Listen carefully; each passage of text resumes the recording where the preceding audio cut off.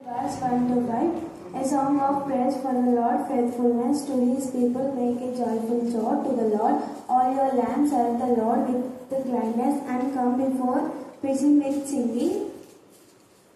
Know that the Lord is God, it is who has made us. We are not ourselves, we are his people, of his sheep of pasture. Enter into his gates with thanksgiving, his courts into praise. Be thankful to him, his names, bless his names. For the Lord is good, his mercy and everlasting, his truth endures to all generations. Psalms 117 chapter verse 1 to 2. Let all people praise the Lord, all your gentiles. Lord him, all your land, all your people.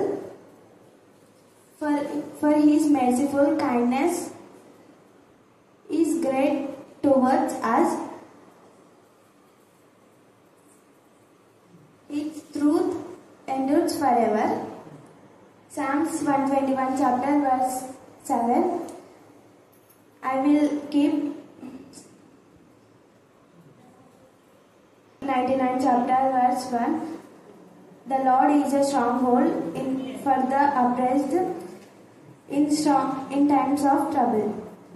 పేతురు 1వ అధ్యాయము 2వ వచనము. 2వ పేతురు 1వ అధ్యాయము 2వ వచనము. మీకు కృపయు సమాధానము విస్తరించును గాక. కీర్తనల గ్రంథము 121వ అధ్యాయము 7వ వచనము. కీర్తనల గ్రంథము 121వ అధ్యాయము 7వ వచనము. ఏ అపాయము రాకుండా యెహోవా నిన్ను కాపాడును. యోహాను సువార్త 16వ అధ్యాయము 20వ వచనము. మీ దుఃఖము సంతోషమగును. నిర్గమకాండము 20వ అధ్యాయం 24వ వచనము. నీ యొద్దకు వచ్చి నిన్ను ఆశీర్వదించేదను. రేపటిని గూర్చి చింతింపకుడి. ద్వితీయోపదేశకాండము 7వ అధ్యాయం 21వ వచనము. నీ దేవుడైన యెహోవా నీ మధ్యనున్నాడు. లూకాసు వార్త 19వ అధ్యాయము 9వ వచనము. నేడు నీ ఇంటికి రక్షణ వచ్చి ఉన్నది. యెహెజ్కేలు గ్రంథము 34వ అధ్యాయము. యెహెజ్కేలు గ్రంథము 36వ అధ్యాయం 11వ వచనము. మనుపటి కంటే అధికమైన మేలు నీకు కలుగజేసేదను. 23వ అధ్యాయంలో 12వ వచనము. యెహోవా నాకు లేని కలగదు, పచ్చిగల చోట ఆయన నన్ను పరిణించుచున్నాడు. శాంతికరమైన జలముల యొద్ద నన్ను నడిపించుచున్నాడు. కీర్తనల గ్రంథం 22వ అధ్యాయం 3వ వచనము. నీవు ఇశ్రాయేలు చేయు స్తోత్రముల మీద ఆసీనుడవై ఉన్నావు. Chapter 34 verse 11 14. Department evil and do good. The Lord is with us. Numbers 14:9. సంఖ్యాకాండము 14వ అధ్యాయం 9వ వచనము. యెహోవా మనకు తోడై ఉన్నాడు. కీర్తనల గ్రంథము 31వ అధ్యాయము 15వ వచనము. నా కాలగంతులు నీ వశంలో ఉన్నాయి.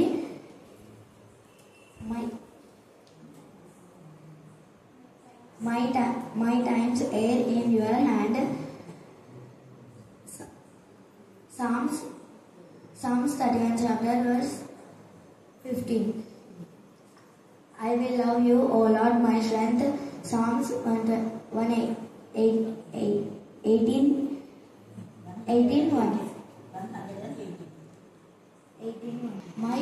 My help come from who made heaven and earth. Psalms 121 chapter verse 2. 1వ వచనము. యెహోవా యందు భయభక్తులు కలిగిన ఆయన త్రోవల యందు నడచు వారందరూ ధన్యులు. Psalms chapter 128 verse 1. Blessed is everyone who fears the Lord, who walks in his ways. వచనం చదువుతున్నాం. ఇందువలన పరలోక సంబంధమైన పిలుపులో పాలు పొందిన పరిశుద్ధ సహోదరులారా, మనం ఒప్పుకొనిన దానికి అపోస్తలుడును ప్రధాన యాజకుడైన యేసు మీద లక్ష్యముంచుడి. దేవుడి లేఖనం బట్టి మేము స్తుతిస్తున్నాం. మీరు చేసిన అనేక మేళ్లకు ముఖ్యంగా యవ్వన బిడ్డలు అనేక మంది మీరు రివైవల్ చేస్తున్నారు. వారి యవ్వన జీవితం మీకు సమర్పించడమే కాకుండా దైవ అనేకులకు వాక్యం ప్రకటించే బిడ్డలుగా వారి జీవితాన్ని మీరు వాడుకున్నందుకు ఆత్మల భారం కలిగి ఆత్మల వెతుకు వెంటాడడానికి మీ కృపాంశాన్ని దయచమని ప్రార్థిస్తున్నాం. మీరు మమ్మల్ని మాకిచ్చిన రక్షణ విలువైన రక్షణ ప్రభువా, మేము రక్షణ పొంది ఎంతమంది రక్షణలోకి నడిపించామని ప్రతి దినం ఆత్మ పరిశీలన చేసుకోవడానికి ప్రతి దినం ఎంతమందికి వాక్యం చెప్పామని ప్రభు బలలో పాలు పొందిన మేమందరము పరిశీలించుకునే జ్ఞానం కలగచేది కాక మీ ఉచితమైన కృప చొప్పున ప్రతి వారం మా ప్రభ నా తండ్రి మీ నామమును గణపరచు విధానంలో మీరు ఐక్యం అవడానికి మీ యొక్క దైవ జనన మరణ పునరుద్ధరణ జ్ఞాపకం చేసుకోవడానికి మీ యొక్క శరీరంలో రక్తంలో పాల్పంచుకునే ఎంత గొప్ప ధన్యత మీరు మాకు ఇచ్చారు. అందుకు మీకు ఎంత స్తుతించా కూడా తక్కువే. దైవ మీకే స్తోత్రం, మీకే స్తోత్రం, మీకే స్తోత్రం, మీకే స్తోత్రం, మీకే స్తోత్రం, మీకే స్తోత్రం. ప్రభు శరీరంలో రక్తంలో ఎవ్వరు కూడా నా ప్రభావ నిర్లక్ష్యం చేయకుండా దైవ మీ శరీరంలో రక్తంలో పాల్పొందిన ప్రతి బిడ్డ మిమ్మల్ని ప్రకటించినప్పుడు మీ శక్తి సహాయం దాయిచును గాక. దైవ నీకే స్తోత్రం, నీకే స్తోత్రం, నీకే స్తోత్రం. మేము ఒప్పుకున్న దాన్ని చేపట్టే జ్ఞానం కలుగు చేయమని ప్రార్థిస్తున్నాం. స్తోత్రం. ఒప్పుకోకపోయినా పర్వాలేదు, కానీ ఒప్పుకొని చేయకపోతే అది ఎంత భయంకరమైన ఉగ్రతలో దైవ నా తండ్రి మేము ఇశ్రాయేలులో 400 సంవత్సరాలు వారు మీ ఉగ్రత అనుభవించారు. దైవ నా తండ్రి యాకోబు 21 సంవత్సరం మీరు మాట్లాడలేదు. దైవ ఇశ్రాయేలుతో 400 సంవత్సరాలు మౌనంగా ఉన్నారు. దైవ నా తండ్రి వారు ఆ పరిస్థితిలో రావడానికి చీకటి జీవితం నుంచి వేరే వెలుగులోకి రావడానికి మీ శక్తి మీ సహాయం మా తండ్రి మీరు మరలా అనుగ్రహించిన విధానంలో ఈ యొక్క రాత్రి కాలం సమయంలో వాక్యం మీద ప్రతి బిడ్డ ఆత్మ పరిశీలన చేసుకునే దైవ ఎంత కాలం మా ప్రభావంతంటే మీతో అనుబంధం కలిగి ఉన్నామో దైవనంతని మేము స్తుతించడానికి కృపాంశాము దాయించమని మమ్మల్ని మా ఆత్మను మీ చిత్రంగా సమర్పిస్తూ ప్రత్యేక రీతిలో వాక్యం చెప్పాను. మీ బిడ్డను మీ జ్ఞానాత్మ చనిపి వాక్యం వింటున్నప్పుడే ఆత్మీయ మానసిక శారీరక రూపొందన నుంచి విడిపించమని ప్రార్థిస్తున్నాం. వాక్యం తండ్రి మరి లోక ఆశలు లోకంలో ఉన్నటువంటి ఏమీ లేకుండా మమ్మల్ని కడగమని వేడుకుంటున్నాం నాయన. అయా మరి యొక్క లేఖన భాగంలో తండ్రి ప్రభువ మరి నేను కాదు తండ్రి ప్రభువ నాలో నీ యొక్క పరిశుద్ధ ఆత్మశక్తితో నింపిన తండ్రి వెనుక నుండి నీ యొక్క స్వరాన్ని మారులో గుంభరించమని వేడుకుంటున్నాం నాయన. అయా మరి నీవే మాట్లాడువాడవు నా తండ్రి, మరి నోరిచ్చి వాడవు నీవే, మరి చెవులిచ్చి వాడవు నీవే నా తండ్రి. ఈ సమయంలో నా తండ్రి ప్రభువ మరి మాకు మాట్లాడే అవకాశం ఇచ్చిన విధానం బట్టి వందనాలు స్తోత్రాలు చెల్లించుకుంటున్నాం నాయన. అయా మరి చెప్పబోతున్న తండ్రి వాక్యాన్ని నా తండ్రి ప్రభావ మరి ఎంతమంది అయితే వింటున్నారు నా తండ్రి ప్రభావ వినగల చెవులు వాళ్ళకు దయచేసిన తండ్రి, గ్రహించే మనసు వాళ్ళకు దయచేయమని ముందున్న సమయాన్ని అంతటినీ నీకే అప్పగించుకుంటూ ఈ యొక్క ప్రార్థనలో నువ్వే మాతో ఉండి తండ్రి సహాయం దయచేయమని ప్రభు యేసుక్రీస్తు పేరిట వేడుకొచ్చున్నాము ప్రభు తండ్రి. ఆమేన్, ఆమేన్, ఆమేన్. వాక్య భాగం ఒకసారి చదువుకుందామండి. హెబ్రీయులకు రాసిన పత్రిక 3వ అధ్యాయము 1వ వచనము. ఇందువలన పరలోక సంబంధమైన పిలుపుతో పాలు పొందిన పరిశుద్ధుల సహోదరులారా, మనము ఒప్పుకొనిన దానికి అపోస్తలులను ప్రధాన యాజకుడైన యేసు మీద లక్ష్యముంచుడి. మనం పైనుంచి చూస్తే పరలోక సంబంధమైన పిలుపుతో పాలు పొందిన పరిశుద్ధుడు అంటే ఎవరు పరిశుద్ధులుగా ఉంటారు వాక్యంలో? అంటే యేసు ప్రభువుని విశ్వసించిన వారు, అంగీకరించిన వారు, అంటే ఆయన అడుగుజాడల్లో నడిచేటటువంటి వారు. అందుకే ఆయన అంటున్నాడు పరిశుద్ధ సహోదరులారా, మనము ఒప్పుకొనిన దానికి అపోస్తలులను ప్రధాన యాజకుడైన యేసు మీద లక్ష్యం ఉంచండి అని ఇక్కడ గ్రంథకర్త సెలవిస్తున్నాడు, ఈ పత్రిక యొక్క రచయిత. మరి మనం చాలా మంది అపోస్తులను చూసిద్దాం. మరి ఎక్కువ వాడేదంటే అపోస్తుడైన పౌలు అని చెప్పి ఆయనను ఎక్కువగా వాడుతుంటాం. ఇంకా ఇదే అపోస్తుడైన పౌలు అనేది కొద్దిమంది మిస్త్రీలకు కూడా వాడుతుంటారు అనమాట. అపోస్తలులు అంటే ఎవరు? పిలబడినటువంటి వారుగా మనము చూసుకుంటాం. అంటే మరి ఇక్కడ పిలువబడినటువంటి ఈయన పరలోకం నుండి దేవుని చేత పిలువబడినటువంటి యాజకుడు. మరి ప్రధాన యాజకుడు అయిన యేసు మీద లక్ష్యం ఉంచండి అని ఇక్కడ సెలవిస్తున్నాడు. మరి ప్రధాన యాజకుడు అంటే ఎవరు? యాజకుడు అంటే ఎవరు? దేవుని సేవ చేసేటటువంటి ఒక వ్యక్తి. ప్రధాన యాజకుడు అంటే ఆ యాజకులందరిపైన ఉండేటటువంటి వ్యక్తి అన్నమాట. మనం ఈ యొక్క క్రమాన్ని మనం చూస్తే దినవృత్తాంతాల మొదటి గ్రంథాల్లో మనం గమనిస్తే అక్కడ దావీదు అంటే చనిపోయే దినాల్లో మొత్తం ఎవరెవరికి ఏ యాచక అంటే పాటలు ఎవరు పాడాలి, సన్నిధిలో ఎవరు ఉండాలి, ఎవరు భజన చేయాలి, రాత్రి వేళ ఎవరు ఉండాలి అంటే డ్యూటీలు వేసేటటువంటి లిస్ట్ మొత్తం ఇచ్చిపోతాడు అనమాట. అక్కడ మనం అక్కడ మొత్తం చాలా అధ్యాయాల్లో చూడొచ్చు అనమాట, చివరి అధ్యాయాల్లో. ఆ రకంగా ఈయన ప్రధాన యాచకుడు అని చెప్పి ఇక్కడ ఎవరిని మనకు పరిచయం చేస్తున్నాడు రచయిత? యేసు ప్రభువుని. ఆయన ఏం చేయాలంట? లక్ష్యం ఉంచండి అని చెప్పి సెలవిస్తున్నాడు. మళ్ళీ ఈ రాత్రికాల సమయంలో మనము మరి ఆయన యొక్క ప్రధాన యాచకుడి అంటే లక్ష్యం ఉంచాలంటే ఆయన యందు ఏదో ఒక ప్రత్యేకతలు ఉంటాయి కదా, వాటన్నిటిని మనము ఈరోజు చూసుకుందాం.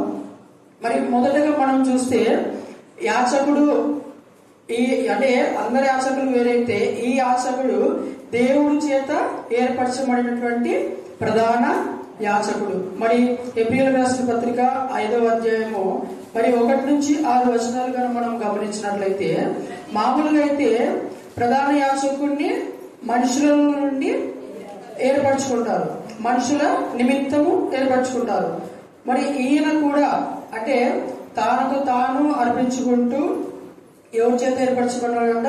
4వ వచనం చివరి చూస్తే, దేవుని చేత పిలబడిన వాడే ఈ ఘనత పొందును. ఈయన పొందినాడు అనమాట. అటువల్లే క్రీస్తు కూడా ప్రధాన యాచకుడు ఒకటకు తనకు తానే మహిమపరచుకోరా లేదా అని ఇక్కడ ఆశ్రయిస్తున్నాడు. అంటే ఇక్కడ మనం గమనిస్తే దేవుడి చేత పిలవబడిన వాడే, ఒకటి దేవుడి చేత పిలవబడ్డాడు, తర్వాత ఆయన తనకు తానే మహిమపరచుకున్నాడా అంటే తనకు తానే ఇష్టం వచ్చినట్లు పోయినాడా? దేవుడి చిత్తానికి లోబడి ఎవరు మహిమపరచుకుంటున్నారు ఇక్కడ? దేవుడు. ఆయన ఈ వచనంలో చూడొచ్చు కదా, 5వ వచనంలో క్రీస్తు కూడా ప్రధాన యాచకుడు ఒకటకు తను తానే మహిమపరచుకోలేదు. ఎవరిని మహిమపరచుకున్నాడు? తనను పంపిన వాని అందే మహిమపరుచున్నాడు. దేవుని మహిమ కోసమే ఆయనను పంపినాడు అనమాట. మరి చివరి వచనంలో మనం చూస్తాం, ఆయనతో చెప్పిన వాడే ఆయనను మహిమపరచను. ఇప్పుడు ఆ దేవుడే నిన్ను పంపిస్తే ఆయన ఏ విధంగా అయినా నీకు అంటే అన్ని రకాలుగా ఆయన నిన్ను మహిమపరచుకుంటాడు ఏదో రకంగా. ఆ రకంగా ఈయనను కూడా అంటే ప్రభు అయిన యేసుక్రీస్తుని వారిని కూడా దేవుడే రప్పించి ఆయన మహిమ కోసము ఏర్పరచుకున్నాడని మనం ఇక్కడ గమనించాలన్నమాట. మరి ఇంకొకటి గమనించినట్లయితే మిగతా అంటే దేవుని చేత ఏర్పరచబడి దేవుని మహిమ కొరకై ఏర్పరచబడినటువంటి ప్రధాన యాచకుడు ఎవరి చేత ఎక్కడి నుంచి అని అంటే ఈ ప్రధాన యాచకుడు ఎలా ఉన్నాడంట? విధేయత కలిగిన ప్రధాన యాచకుడి ఉన్నాడు అనమాట. అంటే తండ్రి ఏడల కూడా విధేయత కలిగినటువంటి ప్రధాన యాచకుడు. మరి మనము మామూలుగా మిగతా యాచకులను ఈ యాచకులను చూసుకుంటే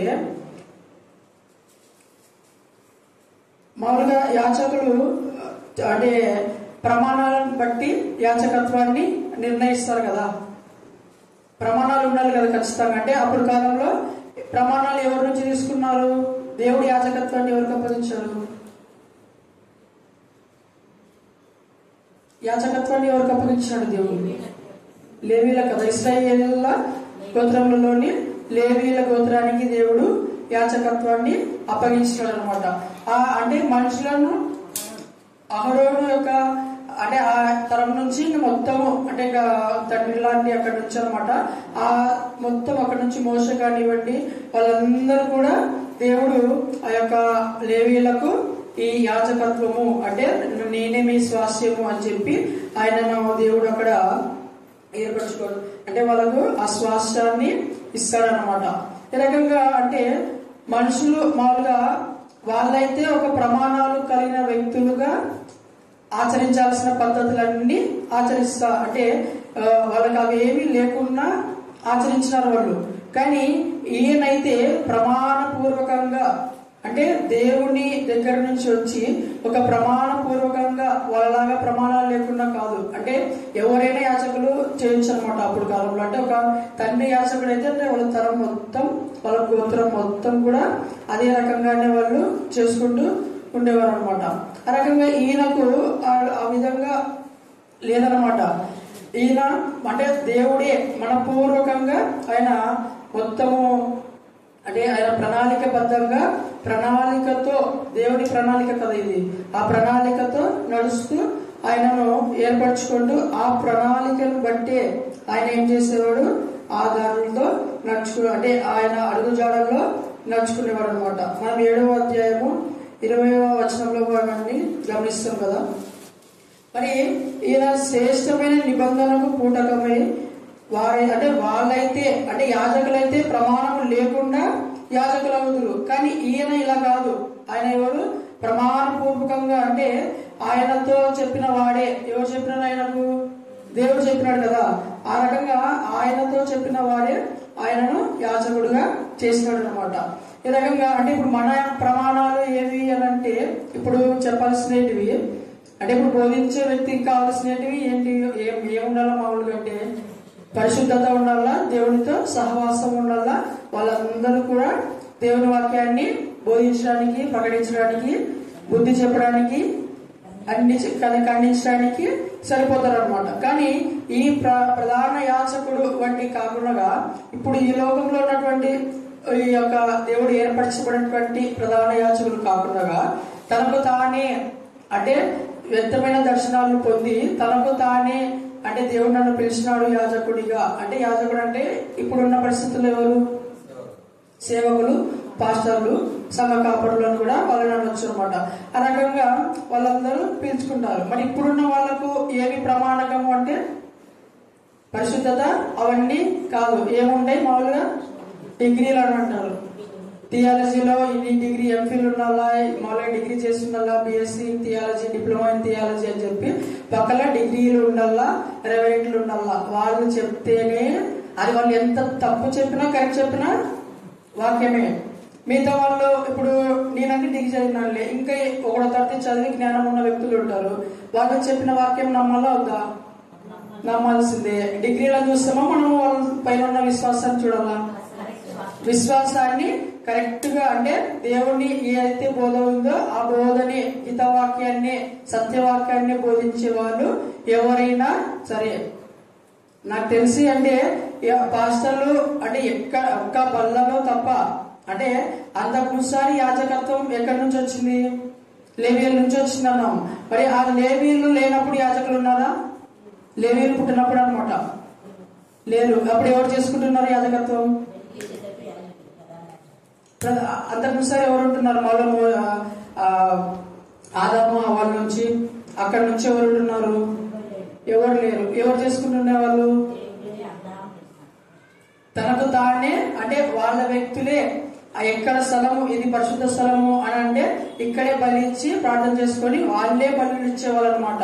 అంటే ఆ రకంగా ఈ ప్రధాన యాజకుడు అంటే యేసు ప్రభు వారు రాకడికి కూడా అదే సూచన అనమాట. అంటే మొదటిలో ఆది యందు ఏముందో వాటన్నిటిని దిద్దడానికి, అందుకే అన్నాడు కదా పాత నిబంధనను ఖండించడానికి అంటే ఈయన మధ్యవర్తిగా దానికి దీనికి అని చెప్పి ఇక్కడ మనం చాలా చోట్ల చూస్తాం అనమాట. ఆ రకంగా అప్పుడు ప్రధాన యాజకులు లేరు, ఇప్పుడు కూడా ప్రధాన యాజకులు లేరు. దేవుడు ఒక్కడే ప్రధాన యాజకుడు. ఇప్పుడున్న సంఘం కాపరులు ఎవరు అని అంటే విశ్వాసుల అందరిలో సేవకులు ప్లస్ అంటే మనం ఇచ్చే గౌరవం అంతే. ఇప్పుడు వీళ్ళల్లో ఉన్నారు ఒక యూత్ లీడర్ అండి నిన్ను ఎన్నుకుంటారు, అప్పుడు వాడు ఏం కోరుకుంటాడు అంటే గర్వం వస్తుంది కదా వాళ్ళకి ఖచ్చితంగా. నేను యూత్ లీడర్ని, నాకు మర్యాద ఇవ్వాలా, నేను కనబడినప్పుడల్లా నాకు వందనాలు చెప్పాలా అని గర్వం ఉంటుంది. ఆ రకంగానే సేవకుడు అంటేనే మన వాళ్ళే ఏం చేస్తారు అంటే రెస్పెక్ట్ అనేది ఉండాలి, ఖచ్చితంగా ఉండకూడదు మర్యాద అని చెప్పి మనం ఏరియా ద్వారా మనం చూడొచ్చు. కానీ మన వాళ్ళు ఏం చేస్తారంటే దేవుడి కన్నా పై స్థానంలో వాళ్ళని ఉంచుతారనమాట. ఆ రకంగా అంటే ఒక బల్ల విషయంలో దాంట్లో తప్ప మిగతా అన్నింటిలో అందరూ పాల్గొనవచ్చు. నాకు తెలిసి బల్ల విషయంలో కూడా పాల్గొనవచ్చు, కానీ వాళ్ళు ప్రత్యేకంగా అంటే ప్రార్థనలతో అంటే లోకంలో వైపు కాకుండా దేవుడితో ఉండి వాళ్ళు ప్రార్థన చేస్తారు. కాబట్టి వాళ్ళను మనం ఒక సంఘం కాపరిగా సంఘంలో ఎన్నుకొని సంఘానికి నాయకులు అంతే. నడిపించడానికి ఎవరొకరు ఉండాలి కదా. ముందు మోసే నడిపించడానికి ముందు పెట్టినాడు దేవుడు. సంఘానికి గొర్రెల కాపరి లేకుంటే సింపుల్ అదే అంటే ఉపమానం అదే కదా. గొర్రెలలా మేయాలంటే కాపరి ఖచ్చితంగా ఉండాలి. కాపరి లేకుంటే గొర్రెలన్నీ చిందరమందరైపోతాయి. కాబట్టి ఒక కాపరి అంతే. అంటే ఆయనకు అన్ని తెలుస్తాయంటే అదే ఇంకా ఇందాక చెప్పేది అనమాట. అంటే దేవుడి నుంచి ఏర్పరచబడినటువంటి యాజకుడు అయితేనే దేవుని యందు భయభక్తులు కలిగి జీవించేలా వాళ్ళని కూడా చెప్తాడు. మళ్ళీ యేసు ప్రభు వారు దేవుని ఏర్పరచబడినటువంటి ప్రధాన యాజకుడు. మళ్ళీ రెండోటి మనం చూస్తే మార్పు లేని యాజకుడు. మరి ఇదో 7వ అధ్యాయము 24వ వచనం మనం గమనించినట్లయితే మామూలుగా యాజకులు ఫస్ట్ ఎవరున్నారు? యాజకులు అహరోన్ అని చెప్పినాం కదా. అహరోన్ తర్వాత వాళ్ళ కుమారులు, వాళ్ళ తర్వాత వాళ్ళ కుమారులు, వాళ్ళ కుమారులు, వాళ్ళ కుమారులు అలానే వస్తూ వస్తూ ఉన్నారు. కానీ ఈయన అలా లేనమాట. అంటే వాళ్ళు అనేకులు మారి, కానీ 24వ వచనం చూస్తే ఆయన నిరంతరము ఉన్నవాడు గనక మార్పు లేని యాజకుడు. మార్పు లేని యాజకుడు అయితే మన యొక్క కష్ట సుఖాలు, మన యొక్క బాధలు అన్ని ఎరిగినటువంటి వాడు. ఇప్పుడు ఒక ఫ్రెండ్ ఉన్నాడు మనకు, అంటే మామూలుగా అంటాం కదా మన లోక విషయాల్లో, ఒక బెస్ట్ ఫ్రెండ్ ఉన్నాడు, వాడికి అప్పుడప్పుడు వచ్చే ఫ్రెండ్కి తేడా ఉంటది కదా. అంటే వీడికి అన్ని పర్సనల్ విషయాలు అన్ని చెప్తాం బెస్ట్ ఫ్రెండ్ కి, అంటే మన దగ్గర సన్నిధిగా ఉండేటటువంటి వ్యక్తికి. అదే వేరే ఎప్పుడో వచ్చి ఎప్పుడో నెలలకో 2 నెలలకో పలకరించేటటువంటి వ్యక్తికి అయితే ఏవి తెలియదు అనమాట. ఈ రకంగా ఈ యేసుక్రీస్తు ప్రభు వారు మార్పు లేని యాజకుడుగా మనం ఇక్కడ గమనించవచ్చు అనమాట. అంటే నిరంతరము జీవిస్తున్నాడు. ఏమైనా సంపూర్ణంగా మనను రక్షించడానికి శక్తివంతుడై ఉన్నాడు. మరి మనము అంటే మన ప్రధాన యాజకుడు ఏ విధంగా ఉండాలో ఆ లక్షణాలు అనుకోవచ్చు మనం ఇప్పుడు చెప్పేది. మళ్ళీ ఆయన ఏమున్నాడంట?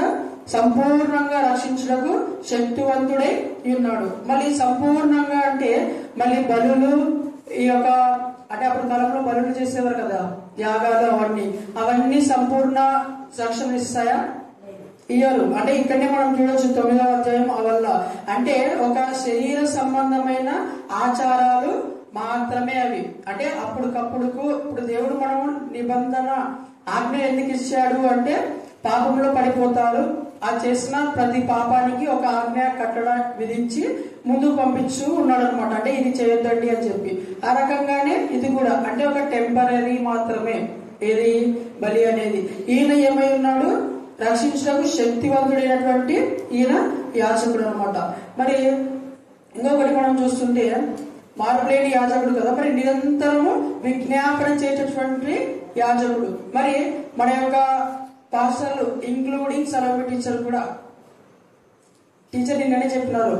అంటే ఒక్క టీచర్ అంటే చాలాసార్లు చెప్తారు కదా, నేను మర్చిపోతానని మా యొక్క సహవాసం సభ్యులకు అందరికీ చెప్పి ప్రార్థన చేపిస్తా అని చెప్పి. ఈరోజు అంటే ఒక కుటుంబం కోసం టీచర్ ప్రార్థన చేస్తారు, ఒక కుటుంబం సభ్యులు ఈరోజు వచ్చినారు అనుకోండి, మిగతా వాళ్ళ కోసం గుర్తొస్తారా? గుర్తుకు అంటే అంత తొందరగా గుర్తుకు రారనమాట. సాధారణ ఒకసారి మతిమరుపు తెప్పించి మన పక్కల అంటే ఒక్కోసారి అంటే మీరు గమనించే ఉంటారు, మేడం ప్రార్థన చేయండి అని చెప్పి అందరం గుంపుకుపోయి ఉన్నాం అనుకో, ఒక్కొక్కరు పేరు చెప్పింటారు, ఒకరి పేరు చెప్పలేకుంటారు. అంటే మీరు అనుకుంటారు అప్పుడు, అరే మేడం నేను కదా నా గురించి చెప్పలే, అప్పుడే ఇంటికాడ ఉన్న వాళ్ళ కోసం విజ్ఞాపన ప్రార్థన వచ్చింటుంది, వాళ్ళ పేరు గుర్తు చేసింటారు. మళ్ళా అప్పుడు మీరేమనుకుంటారు, అరే ఇక్కడ ఉండి కూడా నేను ప్రార్థన చేయించుకోవడం నిలబడితే మళ్ళా అంటే కొంతమంది ప్రయాస కలిగిన అంటే మేడం నా పేరు చెప్పలే అని డైరెక్ట్ అడిగి ఒకవేళ గుర్తు చేసి చేయించుకుంటారు. కానీ ఈయన ఏమంటే నిరంతరము జ్ఞాపకం అంటే నిరంతరం విజ్ఞాపనం చేస్తూ గుర్తు పెట్టుకుని మరీ చేస్తుంటాడు అనమాట. ఎవరు ప్రార్థనలు వచ్చినా ఎవరి విజ్ఞాపనలు వచ్చినా. మరి యేసుక్రీస్తు ప్రభు వారు ప్రార్థన చేసేది మనం చూస్తాం కదా, యోహాను సువార్త 17వ అధ్యాయంలో మొత్తం అక్కడ అదే మొత్తము అలాగనే ఉండదు అనమాట. ఈ రకంగా ఆయన రక్షించడం సమర్థుడై నిరంతరము మన కోసము విజ్ఞాపన చేసేటటువంటి యాజకుడై ఉన్నాడు. తర్వాత మనకు సరిపోయిన ప్రధాన యాజకుడు ఈ యేసు. మనకు సరిపోయిన వాడు. మనం ఎవరము? పరిశుద్ధులము, పరిశుద్ధ సహవాసంలో ఉండేటటువంటి వారము. మరి ఆ యాజకుడు కూడా అలాగనే ఉండాలి కదా. మరి ఇంకా ఆ పాస్టర్ గురించి మనం తెలుసు కదా, తిమోతి తీతు పత్రికల్లో ఇంకా వివరంగా పౌలు అక్కడ తెలియజేస్తాడు. మళ్ళీ ఇక్కడ ఇదే అధ్యాయంలో 26వ వచనంలో చూస్తే 7వ అధ్యాయం 26వ వచనం, అపవిత్రుడును నిర్దోషియు నిష్కలంకుషును పాపులలో చేరక ప్రత్యేకముగా ఉన్నవాడు ఆకాశమును కంటే కానీ మిక్కిలి హెచ్చైన వాడై ఇట్టి ప్రధాన యాజకుడు మనకు ఏమైనాడు? సరిపోయినటువంటి ప్రధాన యాజకుడు. మరి ఈయన సరిపోయినటువంటి అంటే కొలతలు పెట్టి చూసుకున్నా ఆయన పాపములో అన్నాడు కదా, నాలో పాపం ఉందని ఎవరైనా మీరు నిరూపించగలరా అని చెప్పి సవాలు ఇస్తాడు కదా. ఆ రకంగా అంటే ఆయన మొత్తము చెప్తున్నాడు, ఆయన నెరవేరుస్తూ పోతున్నాడు అనమాట. అంటే నాలో పాపం లేదు అని. మరి ఈ యొక్క పాపం లేదు అని ఈయన కూడా ఇక్కడ సెలవిస్తున్నాడు. అంటే పవిత్రుడు, నిర్దోషి, నిష్కలంకుడు, ఈయన మళ్ళీ పైనుంచి వచ్చినటువంటి వాడు. మళ్ళీ ఈయన మనకు సరిపోయినటువంటి యాజకుడు, ప్రధాన యాజకుడు. మరి ఈ యొక్క సరిపోయిన లక్షణాలు అంటే మనము యాజకులుగా సేవించినటువంటి వారిలో ఉన్నాయో లేదో మీరు గమనించాలని మీకు తెలియజేస్తున్నా. మరి ఈ రకంగా అంటే ఈయన ఇదే కాకుండా ఒక యాజకుడు తగ్గింపు గుణం ఉండాలా వద్దా? తగ్గింపు గుణం ఉండాలా? అందరితో పాటు ఏకముగానే ఉండాలా? అంటే నేను ఎక్కువ నేను తక్కువ అనేటటువంటి ఏది ఉండకూడదు కదా. ఆ రకంగా ఈయన కూడా అంటే ఇప్పుడు ఈయన మామూలుగా ఏమై వచ్చినాడు? ప్రధాన యాజకుడే, దేవుడి కుమారుడే. కానీ ఏ రకంలో వచ్చినాడు? మానవ అవతారంలో వచ్చినాడు కదా. ఆ మానవ అవతారంలో వచ్చినప్పుడు మానవునికి ఉన్న కోరికలు, మానవునికి ఉన్న అన్ని లోకాశలు ఆయన కూడా ఉన్నాయి. కానీ ఆయన ఏం చేసేవాడు తగ్గించుకోవడానికి అంటే ప్రార్థన చేసి ఆయన ఆ ప్రార్థనలో కలిగి దేవుని పట్ల ఏమై ఉన్నాడు? ప్రత్యేకంగా. తర్వాత విధేయులై అంటే దాని దేవుని యందు భయభక్తులు కలిగి ఉన్నాడు అనమాట ఆయన. లేకుంటే ఇప్పుడు అలా కాకుండా ఉన్నారు కదా. అంటే కొంతమంది అంటే అన్ని కొన్ని ఫాలో అవుతారు, కొన్ని ఫాలో కాదు. కానీ ఈయనైతే ధర్మశాస్త్రాన్ని అంటే మధ్యవర్తిగా వచ్చినాడు. ఒకటి అది నెరవేర్చుకుంటూ వచ్చినాడు. అలాగని దానికి అందం పలకాలంటూ ఇంకొకటి చూసుకుంటూ కూడా అలా ఆ రకంగానే వచ్చినాడు అనమాట. ఈయన అంటే దేవుని ఎగల అంటే ఈయన మనం చూస్తే 7వ వచనంలో 5వ అధ్యాయం 7వ వచనంలో శరీరధారి ఉన్న దినములలో మహారోదనతోనూ కన్నీళ్లతోనూ తను మరణము నుండి రక్షింపవాలని ప్రార్థనలను యాచనలను సమర్పించి భయభక్తులు కలిగి ఉన్నందున. ఎవరి ఏళ్ళలో భయభక్తులు కలిగి ఉన్నాడు ఈయన? దేవుని ఏళ్ళ. ఈయన ఎవరు? ప్రధాన యాచకుడు. మరొక యాచకుడికి భయభక్తులు కలిగి ఉండడం అవసరమా? ఖచ్చితంగా అవసరమే. అంటే ఈయన మరి దేవుడి కుమారుడు అయినటువంటి యేసుక్రీస్తు ప్రభువారే ఏ విధంగా తన యందు భయభక్తులు కలిగి ఈ లోకాశలను జయించినటువంటి వారిగా మనము చూస్తాం అనమాట. తర్వాత ఈ ప్రధాన యాచకుడు ఏ విధంగా ఉన్నాడంటే ప్రాణం పెట్టే యాచకుడు. మరి మనం ఇప్పుడు చేసినటువంటి సేవకులు ప్రాణాన్ని ఇవ్వలేరు. కొద్దిమంది అయితే మేడం కూడా అన్నారు చాలా మంది, అంటే మాకు ఏమైనా హెల్ప్ చేయగలరా అని అమౌంట్ కూడా ఇవ్వలేని స్థితిలో ఉన్నారనమాట కొద్దిమంది. ఆ రకంగా అంటే ప్రాణం అక్కర్లేదు, మనకు ప్రాణం అడగం కదా మనమేమి.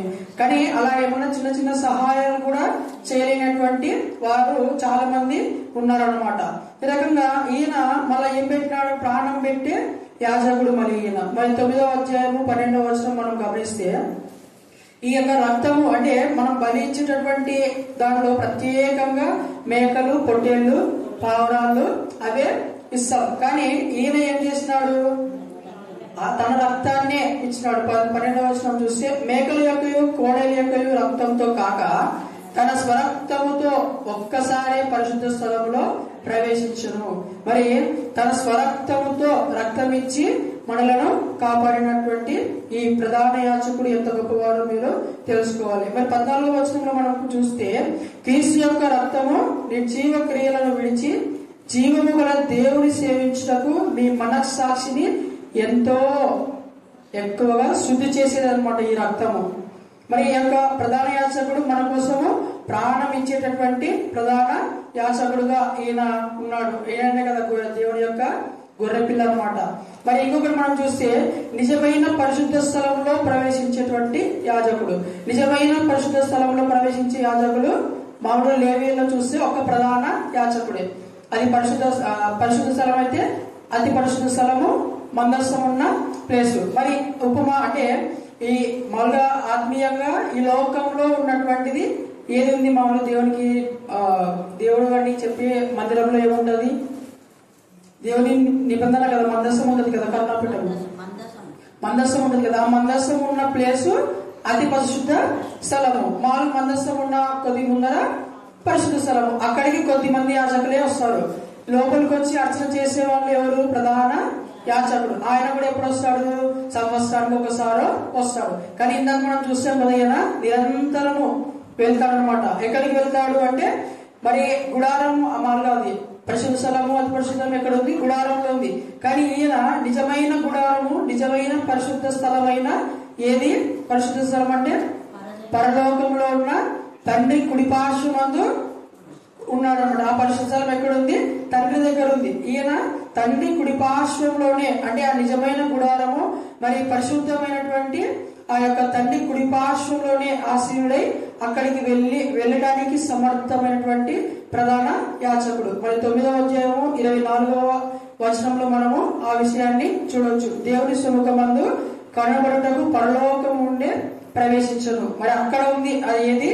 నిజమైన గుడారము, నిజమైన పరిశుద్ధ స్థలము. మరి అక్కడికి పోయి విజ్ఞాపన చేయాల్సిన అవసరము ఉందన్నమాట యాజకులకు. తర్వాత ఒకేసారి పాపము నివారణ కలిగించేటువంటి యాజకుడు. మామూలుగా మనం ప్రార్థన చేస్తే, అంటే యాజకులు కొంతమంది ప్రార్థన చేస్తే, ఈ రోజు ఏమన్నా అయితే అందుకే కదా దేవుడు ఒక్కసారి బలి ఇవ్వడానికి యేసుక్రీస్తు ప్రభు వారిని భూమి మీదకి నడిపించినాడు. ఇప్పుడు మామూలుగా అప్పుడు ప్రార్థన పాపం చేస్తే, ఈ రోజు పాపం చేస్తే ఒక మేకపిల్ల, రేపు చేస్తే ఇంకొక కోడదూడ, రేపు ఎల్లుండి చేస్తే ఒక పావురం, ఇంకొక చేస్తే ఒక అలా పక్షులు కానీ జంతువులు కానీ భరించుకుంటూ వస్తూ ఉన్నాడు అనమాట. కానీ ఈయన అలా కాదు, ఒక్కసారే మనం 26 మళ్ళీ 10 కూడా అన్నింటినీ గమనించగలం అనమాట. అంటే ఒక్కసారి అర్పించబడినటువంటి ఆ యొక్క అర్పణతోనే మనకు సంపూర్ణమైనటువంటి శుద్ధి, సంపూర్ణమైనటువంటి రక్షణ ఇయ్యగల సమర్థుడు ఈయన. మరి ఇప్పుడు అందరు పాస్టర్లు తిరిగి ఎక్కడికి వెళ్తారు?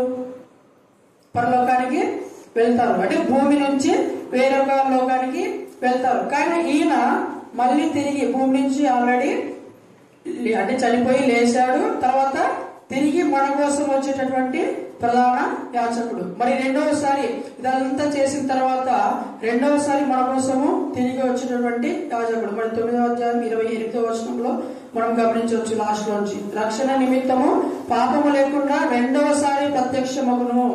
మరి ఈయన రెండవసారి కూడా ప్రత్యక్షమగుటకు సమర్థుడైనటువంటి యాజకుడు.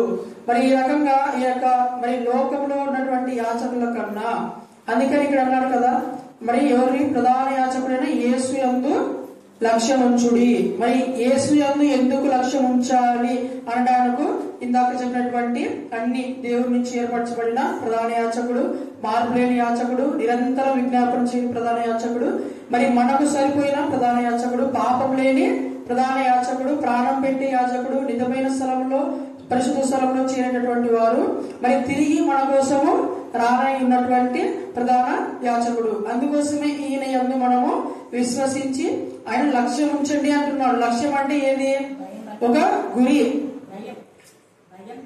భయం భక్తితో. అంటే ఇప్పుడు ఆయననే మొత్తం వాక్యమే కదా ఆయన అంటే. ఆయన యందు అంటే ఆయన చెప్పినటువంటి ఏవైతే ఉన్నాయో ఆయనతో, అంటే ఆయన నడిచినటువంటి స్వార్థలు ఉన్నాయి కదా, ఏవైతే బోధించినాడో వాటి ప్రకారంగానే, అంటే వాటిని ప్రమాణంగా తీసుకొని ఆ దేవుడి యొక్క వాక్యం మీద లక్ష్యం ఉంచి ఆ వాక్యానుసారంగానే నడచండి అని చెప్పి ఇక్కడ ఈయన సెలవిస్తా ఉన్నాడు అనమాట. మరి యొక్క ప్రధాన యాజకులలో మనం చూసుకుంటే, ఇప్పుడు మనం కూడా ప్రధాన యాజకులమేనా?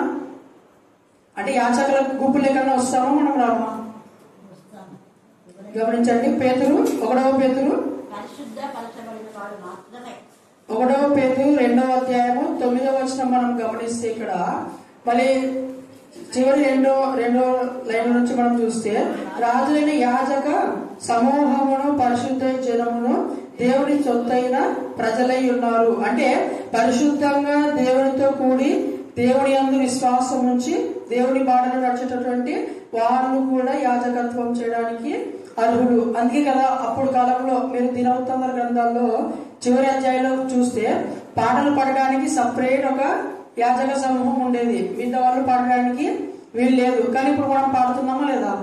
ఇష్టం వచ్చిన పాటలు, అంటే దేవునికి సంబంధించినటువంటి పాటలు అందరూ పాడుతున్నారు, పిల్లలు మొదలుకొని పండు వృద్ధురాలి వరకు. వాక్యాలు కూడా చెప్పగలుగుతున్నారు. ఒక్కటి ఏమిటంటే సంఘాన్ని నడిపించేటటువంటి బాధ్యత అదొక్కటి లేదంతే. ఇప్పుడు అది కూడా అంటే వాళ్ళకి సపరేట్ గా చూస్తారనమాట. మరి ఈ రకంగా మనం దేవునితో కూడి ఆ ప్రధాన యాచకుడైన యేసు యందు నమ్మకం ఉంచి ఆ ప్రధాన యాచకులలోనే మనము ఉండాలి. మరి ఇంకొకటి గమనించినట్లయితే మరి దేవుడి నుండి వచ్చినటువంటి యాజకులలో అందరూ మనుషుల యొక్క తరం నుంచి లేవి సంతానం నుంచి వచ్చినారు. కానీ ఈయన ఏ సంతానం నుంచి వచ్చినాడు? దేవుని సంతానము. అంటే మనకు తెలుసు అంటే ఆయన సపరేట్ గా వచ్చి మరి మెల్కీసెదెకు యొక్క క్రమం నుంచి వచ్చారు అని చెప్పి మనము ఈ పత్రికలో మనము చూడొచ్చు అనమాట. అంటే ఆ మెల్కీసెదెకు క్రమము అంటే ఆ క్రమానికి ఆది అంతం లేదు. మరి ఇక్కడే చూస్తుంటే వాళ్ళ తండ్రులు ఎవరో, ఆయన ఎక్కడి నుంచి వచ్చాడో అనేది కూడా తెలియదు అని చెప్పి ఈ గ్రంథకర్త కూడా చెప్తాడు 7వ అధ్యాయంలో. మరి ఈ రకంగా ఆ దేవుడి యొక్క సంతానం నుంచి అంటే మనుషుల యొక్క సంతానం నుంచి కాక ఏర్పరచబడినటువంటి ప్రత్యేక యాజకుడైన మెల్కీసెదెకు యొక్క క్రమం నుంచి వచ్చి ప్రత్యేకత సంతరించుకున్నటువంటి ప్రధాన యాజకుడు. అందుకే ఈయన మరి ప్రధాన యాజకుడుగా ఉండడానికి అన్ని విధాలుగా అర్హులై ఉన్నాడు అనమాట. మరి ఇప్పుడున్నటువంటి యాజకులు ఇప్పుడు దేవుడు మనల్ని ఖచ్చితంగా ఎవరైనా స్వీకరిస్తారు కదా. మరి దావీదును మనం గమనిస్తే మరి ఆయన సమూయేలు పోయి తీసుకురమని చెప్తే ఏమంటారంటే వాళ్ళ నాన్న వాళ్ళ తమ్ముడి నుంచి పెట్టి ఈయనేనా ఈ మంచినా అంటే కాదు, అంటే దావీదునా అంటే అంటారు కదా. అప్పుడు అంటే దేవుడు పై రూపం నుంచి లక్ష్య పెట్టాడు కదా. మరి పై రూపం లక్ష్య పెట్టేది కాదు పాస్టర్ అంటే పాస్టర్లు మామూలుగా అంటే కొంతమంది ఆ రకంగా నువ్వు చేత కావులే, నువ్వు ఈ వాక్యం చెప్పడానికి అర్హుడు కావులే, నువ్వు అంటే పాట పాడడానికి కాదులే, స్వరం గురించి పక్కన పెట్టండి, కానీ ఆ రకంగా చెప్తూ ఉంటాడు. కానీ ఈయన పై రూపం నుండి లక్ష్యం పెట్టినటువంటి ప్రధాన యాచకుడుగా ఉన్నాడు అనమాట. ఈ రకంగా మనము ఈ యొక్క ప్రధాన యాచకుడితో పోయి అంటే ఆ యొక్క పాస్టర్స్ మనతో ఎప్పుడు ఉంటారా? ఉన్నారు కదా. కానీ ఈ యాజకుడు ఏ విధంగా ఉంటాడు మనతో? నిత్యము అనుక్షణము అన్ని చోట్ల ఒక ఫ్రెండ్ లాగా, స్నేహితుడు అంటాం కదా మనము. ఆ రకంగా అన్ని వేళల సమాధానం నుంచి ఒక తండ్రిలా ఒక తల్లిలా సమస్తము ఆయన ఉండి నిత్యము మనతో ఉండేటువంటి ప్రధాన యాజకుడు. మరి కాబట్టి ఈ యొక్క రాత్రికాల సమయమందు మరి యొక్క వచనాలను బట్టి మరి ప్రధాన యాజకుడైన యేసు అందే, ఆయన బోధ అందే, ఆయన చెప్పిన మార్గం అందే లక్ష్యం నుంచి మనము ఆ యొక్క యాజకత్వాన్ని అంటే ఈ యొక్క దేవుడి సేవకులము, దేవుడి సైన్యమైనటువంటి ప్రభువైన యేసుక్రీస్తు రక్షణ సువార్తల్లో అయితేనేమి ఆయన యొక్క బోధనలో అయితేమి స్థిరంగా నిలకడగా ఉండి ఆయన యొక్క ప్రధాన యాజకుడి లక్షణాలను గమనిస్తూ వాటిని పాటించాలా. తర్వాత ఏం చేయాలి? మన జీవితంలో ఇతరులకు కనపరచాలి. మనము దివారాత్రులు ధ్యానించు అని ఉంటుంది, కానీ ధ్యానిస్తే నిన్నెవరు చూడరు. ఇప్పుడు నువ్వు ధ్యానించినావంటే ఎన్ని బైబిల్ ఒక్క మొత్తం చదివినా అన్నంత మాత్రాన అంటే వాడేమి ట్యాల్ కట్టుకోవచ్చు చెప్తాడా? చెప్పాడు. కానీ ఏవి బయటపడతాయి చదివినాడు దానికి?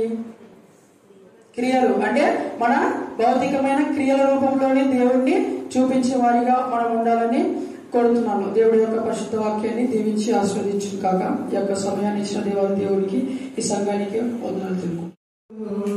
కనికరాపూర్ణుడే నీ కన్నీరు తుడుచును. హల్లెలూయా.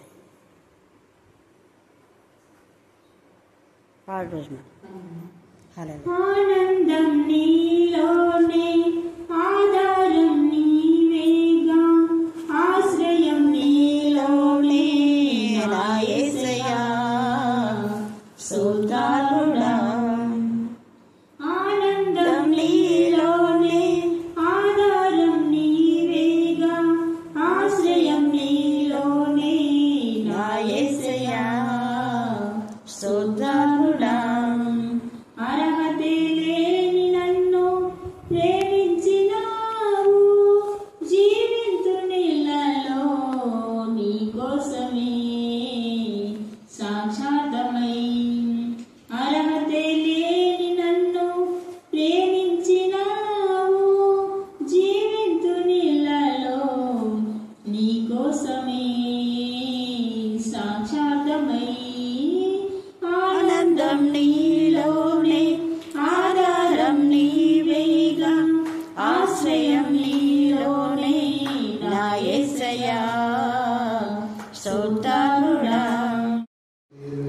వాస్తవం సాధ్యమైన మీకు తండ్రి స్తోత్రం తండ్రి తండ్రి నేను సూర్య చంద్రుని కలిగేసిన దేవుడు తండ్రి నేను భూమి ఆకాశం గాలు సర్వం తండ్రి కలిగేసిన దేవుడు తండ్రి నేను ఏది సాధ్యం తండ్రి నేను స్తోత్రంలో కొందరు ప్రతి ఒక్కరు బిడ్డ తండ్రి నేను జ్ఞాపకం చేసుకుని తండ్రి నేను అవుతున్న ఆ బిడ్డలు బలహీనత ఎరిగిన దేవుడు తండ్రి నేను మాకైతే తెలియదు ప్రభు నేను ప్రతి హృదయం తండ్రి నేను ఎరిగిన దేవుడు తండ్రి నేను నీకు తండ్రి స్తోత్రంలో ప్రభు మా తండ్రి కుడికలను మీరు తోడుగా మీకు మహిమకరంగా మాకు జీవనకరంగా ఉండాలని కూడా చూపించడం సహాయం చేయండి మా తండ్రి నా కళపీఠంలో ప్రతి ఒక్కరు పీఠంలో దీవించండి ఆశ్రయించండి సంఘాన్ని బలపరచండి స్థిరపరచండి సంఘం నాటికి అభివృద్ధి కొద్దులాగా కృప చూపించండి సహాయం చేయండి మీ ఆత్మతో శక్తితో నడిపించండి నేను మీకు తండ్రి స్తోత్రంలో మా దేశం తండ్రి కావాలని ప్రభు మా దేశం స్వస్థపరచండి మా దేశం తండ్రి మీ రక్తంలో కలిగి మా దేశంలో ప్రతి ఒక్కరు తెలుసుకున్నట్లయినా కృప చూపించండి సహాయం చేయండి నేను తండ్రి స్తోత్రం ప్రభు మా తండ్రి నేను ప్రభు మా రాష్ట్ర ముఖ్యమంత్రి రాష్ట్ర ముఖ్యమంత్రి ప్రార్థన చేసిన ప్రభావ వారికి మంచి ఆరోగ్యం దయచేయండి ప్రభావ మరియు ప్రజలు చక్కగా పరిపాలించే జ్ఞానం దయచేయండి తండ్రి నేను తండ్రి స్తోత్రం ప్రభావ మా తండ్రి నేను ప్రభావ వారి కుటుంబం కలిగి జీవించండి ఆశ్రయించండి నేను మీకే ఉన్నాడు స్తోత్రం ప్రభావ మా తండ్రి నా ప్రియుల తండ్రి నేను ప్రియులు సహకారాన్ని మందరం కూర్చోాలని కృప చూపి సహాయం చేయండి మా తండ్రి ప్రభు విషయాన్ని మందిరంలో తీర్చు మహిమని పడి నేను మీకు వందనాలు స్తోత్రం తండ్రి నేను అంతని మందిరంతో నీ మహిమతో నింపమని ఈ కొద్దిగా పవన్ తండ్రి నామంలో అడిగి వేడుకుంటున్నాను కావాలి ఆమేన్ ఆమేన్ ఆమేన్